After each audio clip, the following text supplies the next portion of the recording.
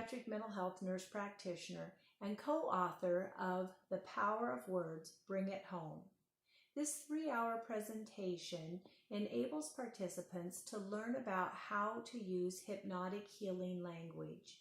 How does language affect the autonomic nervous system? How does it affect the stress pathways?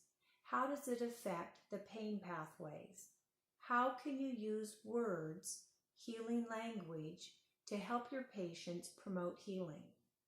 This workshop will allow participants to download a PowerPoint or keynote presentation that they can take the exercises and the experiences to their local community to train other colleagues and healthcare professionals how to use their language to promote healing and health. This presentation will be offered as part of the annual conference of the American Society of Clinical Hypnosis, being held in March 2020 in Reno, Nevada. I encourage you to check out this presentation as well as the conference on the website www.asch.net. Hope to see you there.